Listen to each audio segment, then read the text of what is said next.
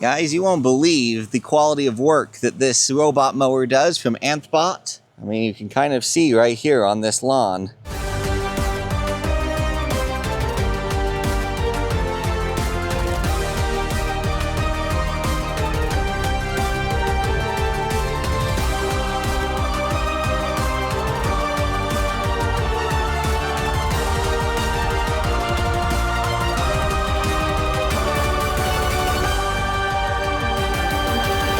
This is their newest M-Series model, and it finally mows like a human would. It's very impressive.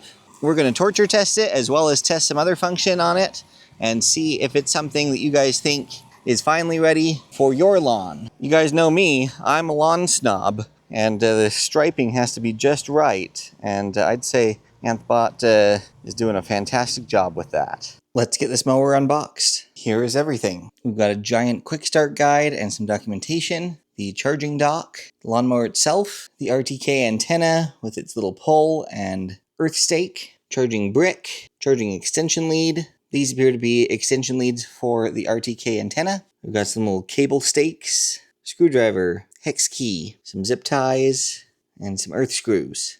This is a 48 watt charging brick. Here on the front of the lawnmower, we've got the charging contacts. You can see we have an array of sensors and cameras on the front here. Control panel up here on the top with the emergency kill switch. Removable safety key right here. Nice, big, aggressive drive wheels. And this is the underside of the mower. Nice big cutting wheel with 5 blades pre-installed. Setup of this mower couldn't be easier. Deploy your charging dock, screw it down with these earth screws, connect your power cord to a power source, connect the power and data cord to the RTK antenna. Make sure after the antenna is booted up that it has a solid green light on it. Adding the mower to the app is super easy. We're going to hit add device. It does need to be within Wi-Fi range. You can see it's found the mower right here. You can rename the device if you want, and we're all connected up. So let's go ahead and hit enter device. We're ready to start creating a map. So the mower has backed off its charging dock and is ready to map. It's very easy. We're simply going to drive around the perimeter of the lawn and it will automatically map the entire space.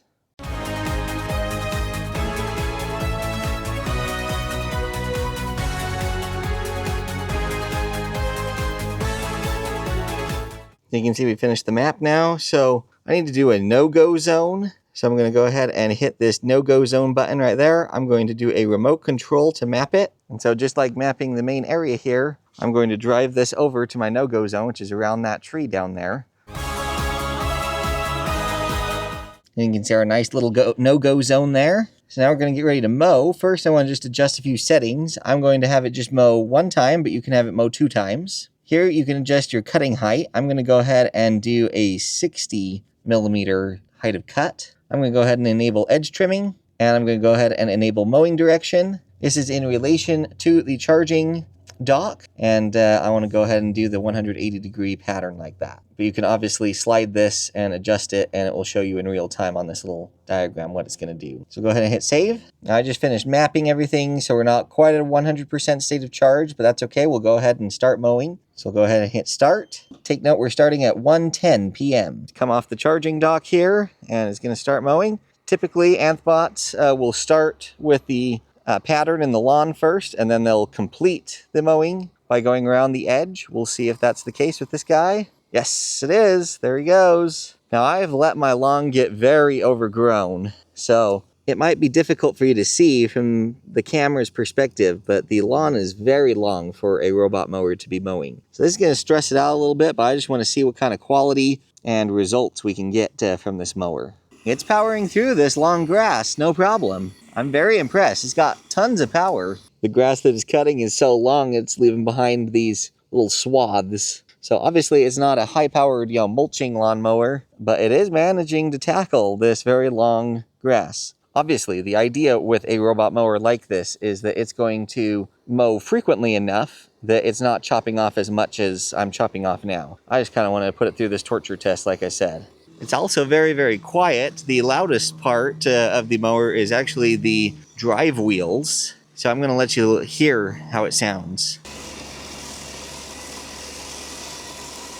So not very loud at all, as you heard. It's definitely not going to keep any neighbors up at night or something if you're mowing during the nighttime. So here it comes up. Watch, it's going to stop, turn around and avoid this no-go zone that we mapped earlier. There we go. Works very well. So what it's going to do is it's going to work its way over this way, all the way over till it passes this no-go zone, and then it will come and clean up behind on this other side. So I want you guys to pay attention to over here on this part of the lawn. This is not nearly as overgrown as I had the torture test happening over in this area. It was still plenty long, but even still, for a single pass, it really does a nice job. Look at it power through this crazy long grass. It's insane. Doing some work here. All right, so it just died and is returning to charge. Now, something that I just heard from Anthbot that is coming in a future update, which makes me very happy. See how this is cutting across all these beautiful stripes to get back to where it needs to charge? That needs to be fixed, and Anthbot says that they're working on that, so I am excited for that update to hit. So it's pulling into the charging dock here. You can see that it stopped at 8% battery remaining. It mowed for 81 minutes. You can see it's 2:33 right now. So let's take a walk and just see what it's accomplished. So it ended right about there, and it mowed all of this around the no-go zone, and then this entire area over here, and all the way back into the side yard. Starting from about here over was kind of the torture test area. So this was really overgrown. It powered through it and left these swaths of lawn, but there was also some mohawking. Can you see how there's still some long grass right there? And you might be able to see that there's continuous mohawking across this area. And then in the side yard, there's some pretty severe mohawking here as well, as you can see right through here. I do not fault the robot for the mohawking over here in this torture test area. This is way, way too long for a robot mower to handle. But I want to emphasize that it did have enough power to cut through it all, and it would certainly clean it up if we do the checkerboard pattern and go back over it the opposite direction. And then of course, I need to set it up so that it mows on a more frequent schedule so that I'm not cutting off as much grass as I was here in this demonstration. And then again, contrast from over there where the torture test was to over here where we had a more reasonable length lawn. You can see that it did not mohawk anything and left us very, very nice lines. All right, just started again. You can see where we've got 85% state of charge. 4:13. So it's finished the main lawn and now it's going around the edge doing the edge mow. There's really no way, no regular mower, robot or otherwise, can mow up against this wall. So I'm still going to need to come by with the line trimmer. Anthbot, if you really want to up the competition, figure out some way to do line trimming connected with your mower. That would be epic.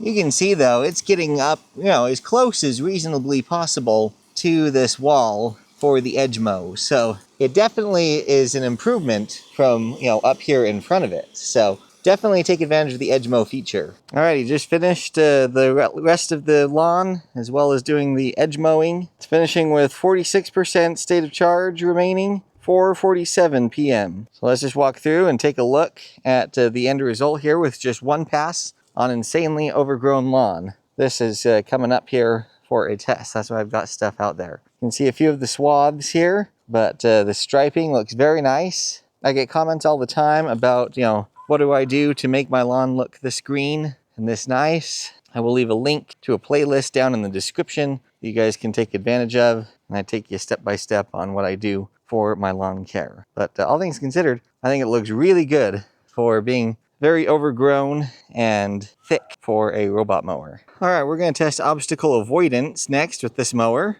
Take note here that I have the vision inspection set to low for starters. I've got this big PVC pipe here. Let's see if it stops for that. Nope. So vision inspection low is too low for that. All right, now I'm adjusting it to medium vision inspection. Here it comes. Let's see if it notices the pipe this time. That time it did.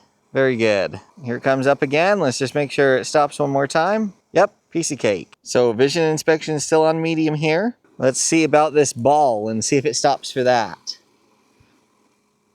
Yep, with vision inspection medium, it noticed it. Turning around. All right, now I have visual inspection set to low. Let's see if on low vision inspection if it notices the ball or not. Nope. Well, it's got some power. Got a few holes in this ball now. I should say at this point, if you change it to low vision inspection, it comes up with a disclaimer in the app telling you that it's not going to see very many obstacles if you change it to low. So obviously, as we saw, it does work on medium and avoids things like this. We're going to do clear safety glasses. These are really hard for robot mowers to see because of their color. So medium vision inspection, let's see, does it notice it? Nope. Nice. Did some work. The other side was already broken off, but this time it took this off and gashed up the safety glasses pretty darn good. Here comes one more time, medium. Oh, that time it noticed something. Impressive. Okay, still on medium vision inspection. Let's see if it, okay, that time it didn't see it. These poor safety glasses. Been hit a few too many times by robot mowers. Okay, so now I'm gonna up the vision inspection to high. We'll just kind of put a pile of safety glasses, parts and pieces there. Okay, here comes the mower. Let's see. Aha, it noticed it. Okay, one more time. Let's see if it notices it. This is still on high. Nice. So you guys will just have to play around for your specific yards and see which, vision inspection setting to set yours on for best performance, and then go from there. So what if I want to map my front yard and teach it how to go from my backyard here where it's safe and secure for its charge and just to go out to the front and mow out there? Let me show you. So first in the app here, we're going to come to this edit map mode, and then we're going to click this edit button right down here. We're going to say expand the map. And it's going to change to this controller here. The mower came off its charger, and now I'm just going to simply drive it to the new location.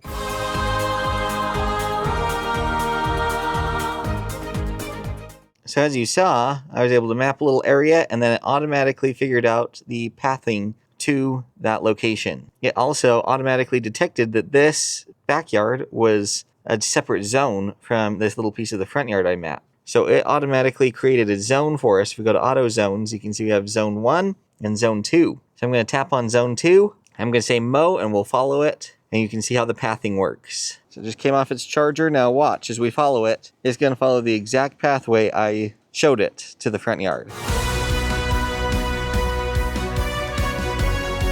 And there it is. It made it to the front. A couple highlights from the app here. You got the flexibility of doing full maps, setting different zones. So if you only wanted to mow, say, the side yard, or split your backyard and your front yard apart for different zones and mow them separately, you can do that. You can also trigger edge mows and spot mows. These settings right here we already saw to program your mowing parameters. We also already saw the no-go zone. This right here allows you to edit the map. So we can come down here to zone editing. We can add a zone. You can customize, how many times it gets cut, the cutting height, and a few other settings. And you can just, resize, drag and drop, and create zones that way. Edge edit is important. You can see I've had it select all of my edges, but you can select different edges for it to do the edge mow feature on. Coming to this edit button right here, you can expand the map. You can add a pathway from one end to another, which you saw me do. You can edit your boundary. You can back the map up, or you can delete it. There are a lot of different settings. I'm not going to go through all of them,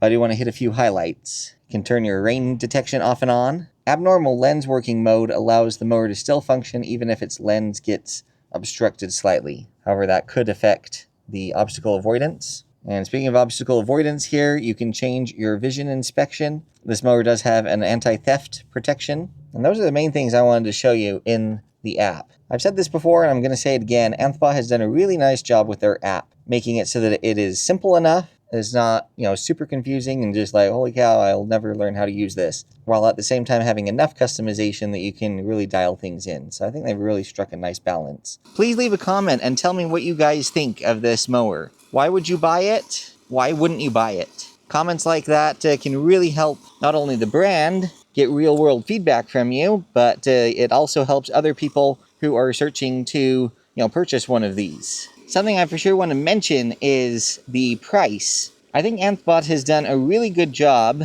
at making their products very competitive price-wise. I think you'll find for the feature set and what these are able to accomplish that their pricing is very, very competitive, even towards the low side compared to other offerings on the market. So I will have links to it as well as any discount codes I can get down in the description for you. So take advantage of those. Like, comment, share, subscribe, and hype. The 5 free things that really help small YouTube channels like mine grow. We've always got more epic content in the pipeline, so stay tuned for that. Stay safe, and we'll catch you all next time.